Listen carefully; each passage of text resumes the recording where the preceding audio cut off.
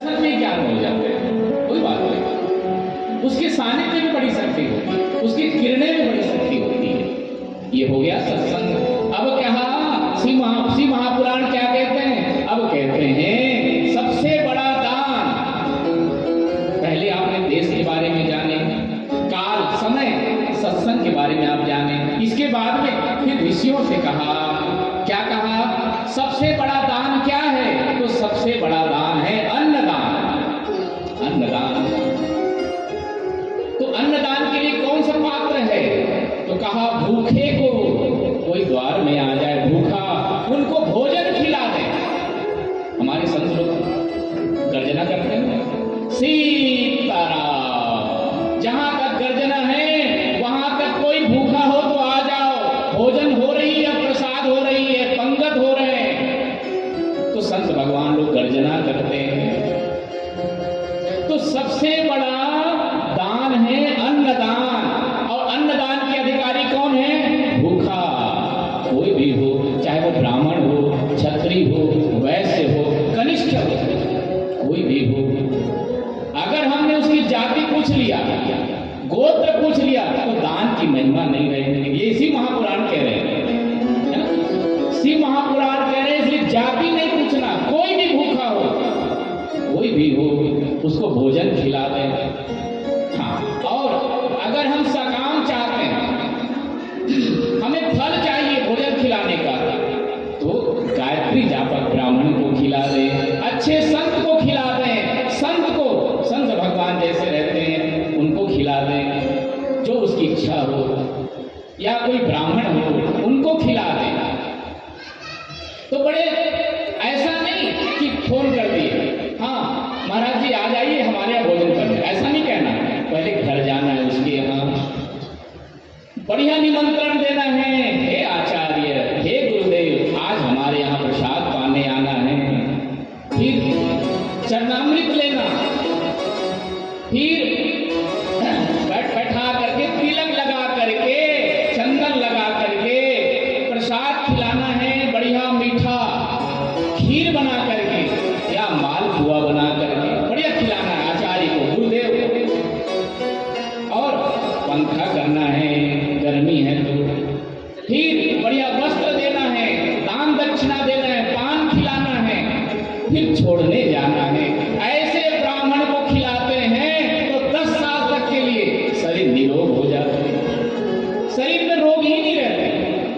अगर ऐसा खिला दिए संत भगवान को या ब्राह्मण देव को, तो 10 साल के लिए फुर्सत हो जाते हैं रोग से। यानी कि एक बार हम जब गए थे, एक डॉक्टर बहुत बड़े भक्त है, तो डॉक्टर से प्रश्न किया, यहाँ जितने भी जांच कराने के लिए आते हैं उसका रोग निकलता है क्या? बोले नहीं, 90% के रोग नहीं निकलते। वो शंका में आ जाता है, गांठ बन गया है, कहीं चलो चलो दिखा ले, चलो चलो चलो दिखा लेते कि गांठ ज्यादा ना बढ़ जाए, कहीं कैंसर ना हो जाए। तो जांच कराने जाते हैं तो कुछ नहीं निकलता। तो इसीलिए शिव महापुराण कहते हैं, अगर आप गुरुदेव को, संत को, आचार्य को भोजन खिलाते हैं दशांग विधि से, तो आपके 10 साल के लिए फुर्सत हो जाते बीमारी से, इस तरह से।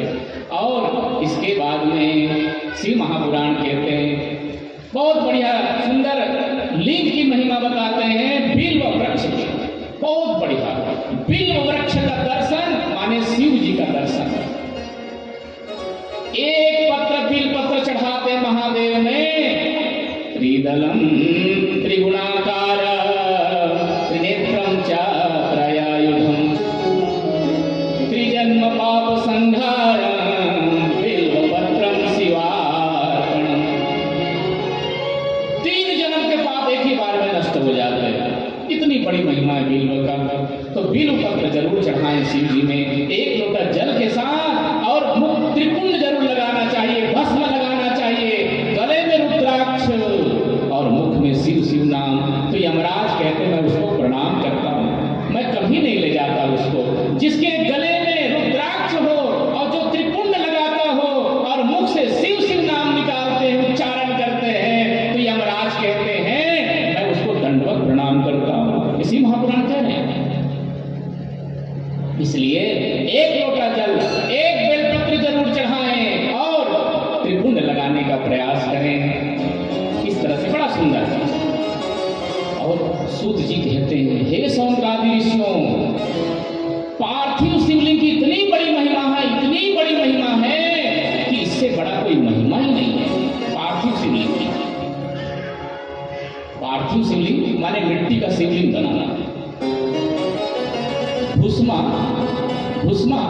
महाराष्ट्र में हुई। इतनी बड़ी शिव भक्त थी कि रोज 108 शिवलिंग बनाया करती थी वो, रोज 108 शिवलिंग। हाँ, तो यहां पर सूत जी कह रहे हैं ये पार्थिव शिवलिंग माताएं बना सकती है, बहना बना सकती है, मेरे कोई भी भाई बंधु बना सकते हैं, कोई जाति का बंधन नहीं है, कोई स्त्री पुरुष का बंधन नहीं है। और केवल एकमात्र मंत्र से, ओम नमः शिवाय मंत्र के द्वारा मिट्टी लाने जाना है। मिट्टी लाने जाना है तो कौन से मंत्रों से? ओम नमः शिवाय। इसी मंत्र को राम जपते हैं, इसी मंत्र को देवता लोग जपते हैं, इसी मंत्र को ऋषि मुनि जपते हैं। तो इसी मंत्र को जपते हुए मिट्टी लाने जाना है, और मिट्टी लाने के बाद में ओम नमः शिवाय करते हुए जल लेना है, फिर आटे की तरह सानना है मिट्टी को, आटे की तरह। उसके बाद शिवलिंग बनाना है ओम नमः शिवाय करते हुए। फिर उसके बाद में महादेव को आवाहन करना है, हे महादेव आ जाओ। महादेव आ जाते हैं, जैसे आप आ गए इस पावन भूमि में, ऐसे मेरे महादेव आ जाते हैं। हमारे महाराज श्री आ गए इस पावन भूमि में, ऐसे ही भगवान भोलेनाथ आ जाते हैं शिवलिंग में। तो ओम नमः शिवाय करते हुए आवाहन करना है, फिर ओम नमः शिवाय करते हुए चावल छोड़ना है, जल छोड़ना है, दूध छोड़ना है, दही छोड़ना है, घी छोड़ना है, शहद छोड़ना है, शर्करा छोड़ना, जो आपके पास में है। ओम नमः शिवाय करते हुए है क्या मंत्र? ओम नमः शिवाय। और अंत में प्रार्थना करना, हे महादेव, हे भोलेनाथ, मेरे से कोई गलती हुई हो क्षमा करना प्रभु। और इस तरह से अगर हम 108 शिवलिंग बना लेते हैं 20 दिनों तक, तो भगवान भोलेनाथ पूरी तीर्थाटन करा देंगे आपको अपने आप। ये संयोग इसी महापुराण कह रहे हैं। और आप 1500 शिवलिंग बना दिए तो आप कारागार से मुक्त हो जाएंगे। अगर जेल में बंद हो गया है कोई बिना कारण के, तो 1500 शिवलिंग बना दे तो कारागार से मुक्त हो जाते हैं। और 500 शिवलिंग बना दे केवल विद्या की प्राप्ति हो जाती है। अद्भुत महिमा, अद्भुत महिमा शिवलिंग की, पार्थिव शिवलिंग की बड़ी भारी महिमा।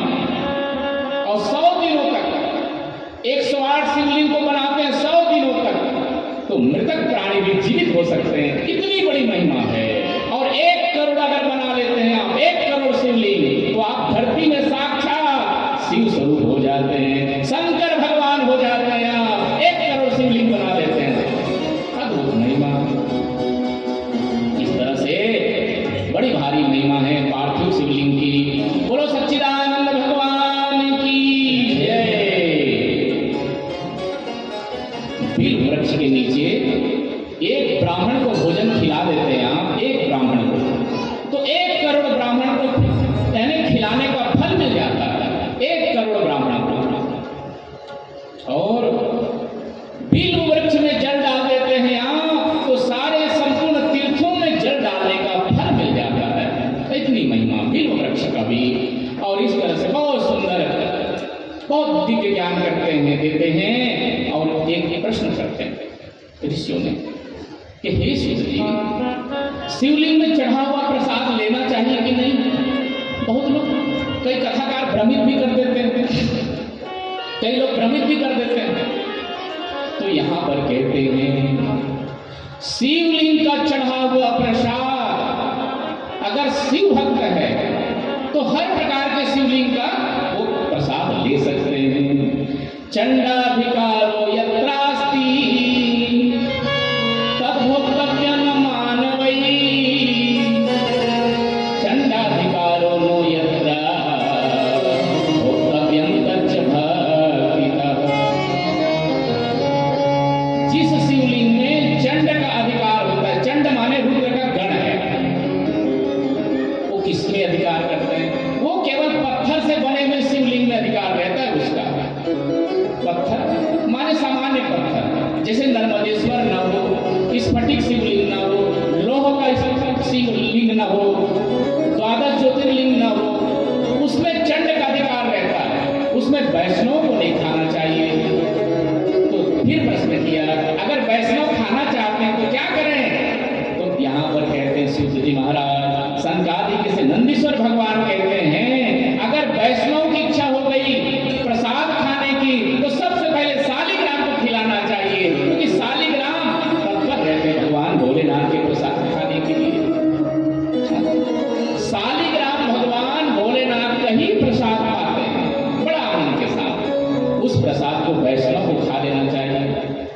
सामान्य शिवलिंग है तब उसी में चंड का विकार होता है।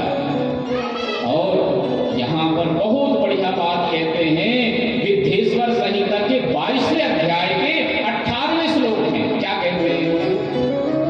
यहाँ पर कह रहे हैं, माताएं बड़े ध्यान से सुनेंगे।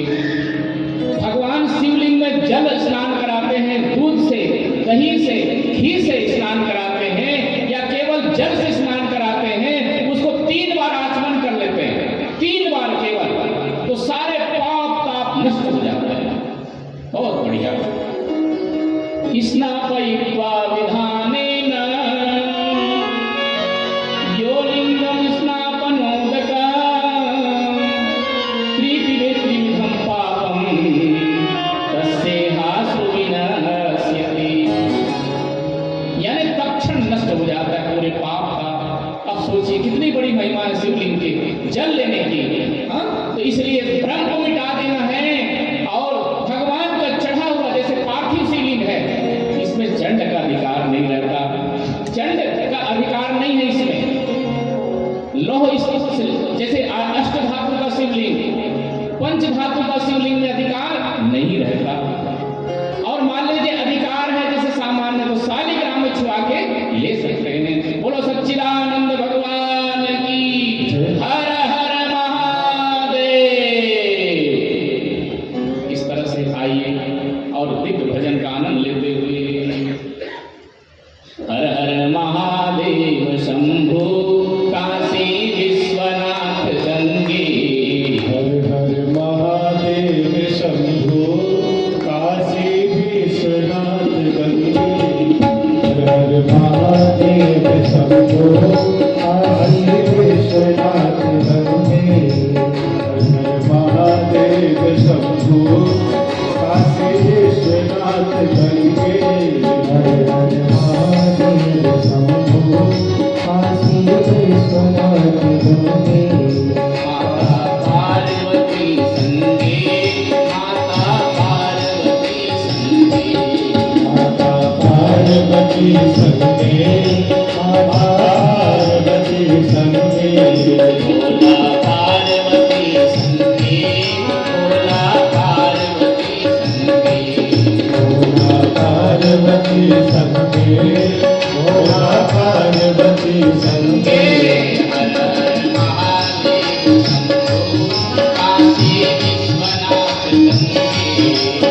हर महादेव शंभो काशी विश्वनाथ गंगे।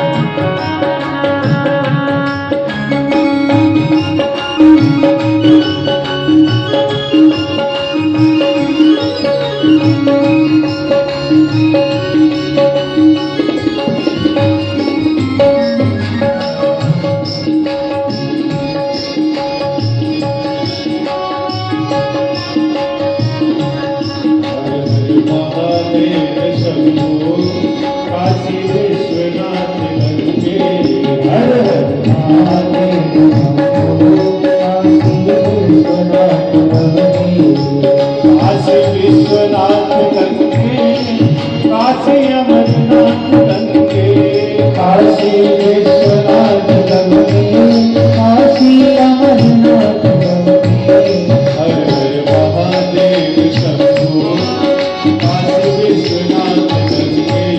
हर हर महादेव शंभो काशी विश्वनाथ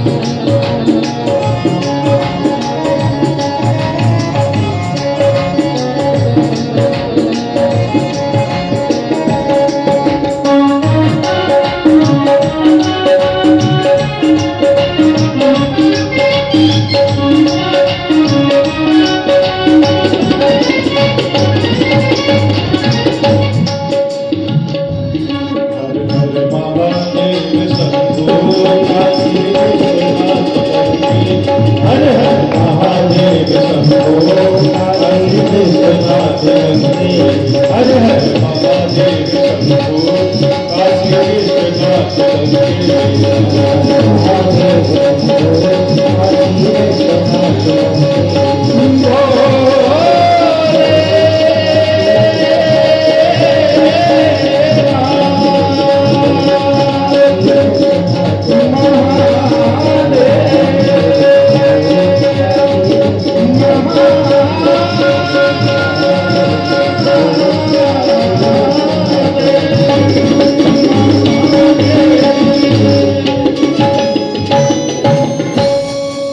भूलना मत। तो आदि लिंग की उत्पत्ति जब पूजन किया ब्रह्मा और विष्णु ने, है ना, अभी बताया ना थोड़ी देर पहले, तो शिवरात्रि की उत्पत्ति हुई। क्या हुई? शिवरात्रि। ब्रह्मा और विष्णु के पूजन करने के कारण उसी समय से शिवरात्रि कहलाए। जो भगवान शिवलिंग को शिवरात्रि में पूजन करते हैं उसको 1 साल का पुण्य फल मिल जाता है, अर्थात उसकी सारी मनोकामना पूरी हो जाती है और साक्षात शिवलोक में वास हो जाता है शिवरात्रि के दिन पूजन करने से, अभिषेक करने से। तो ये बहुत बढ़िया महिमा है। आगे कल की कथा में शिव पुराण शुरू होते हैं। आज ये विद्येश्वर संहिता हुई है, आज से विद्येश्वर संहिता, अब कल से रुद्र संहिता में प्रवेश करेंगे। रुद्र संहिता में जिसमें नारद मोह की लीला है, नारद को मोह हो जाते हैं, उसकी कल कथा करेंगे। आइए आरती करते हैं। आरती के लिए हमारे आचार्य जी आरती सजाएंगे, हमारे महाराज श्री आरती करेंगे भगवान शिव की। साक्षात जो 7 दिनों तक सुन लेते हैं उसकी सारी मनोकामना तो पूरी होती है, साथ में वो रुद्र स्वरूप हो जाते हैं, ऐसा शिव महापुराण कहते हैं। इसलिए जरूर लड़ाई करें। आइए भजन के साथ आरती का आनंद लेते हैं। बोलो सच्चिदानंद भगवान की जय।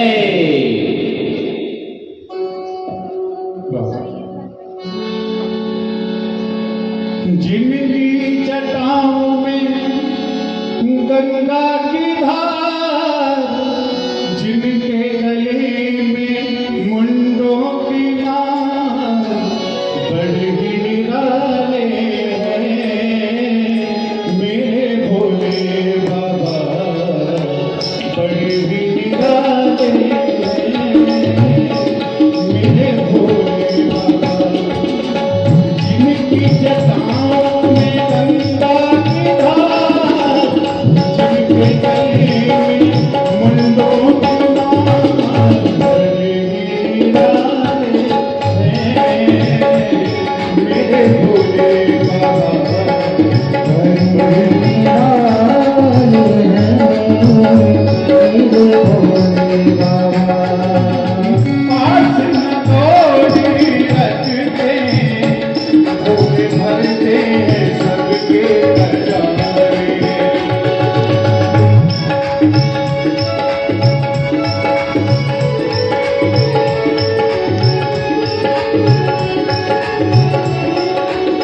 सब रहते हैं घरों में, वो न खुद रहते वीरानों में।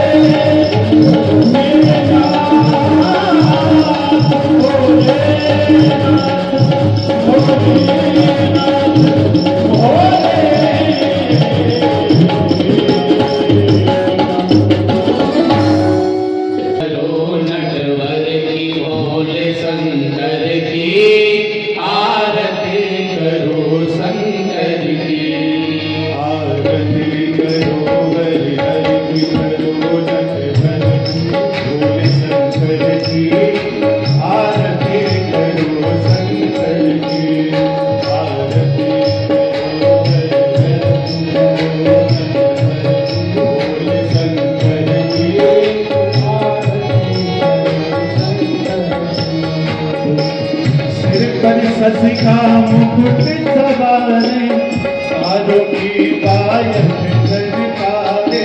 सिर पर शशि का मुकुट सवारे, तारों की पायल झनकारे। धरती अंबर डोले पांडवों, धरती अंबर डोले लीला से नटवर की आरती करो शंकर की, आरती करो हर की, करो हर की भोले शंकर की, आरती करो शंकर की।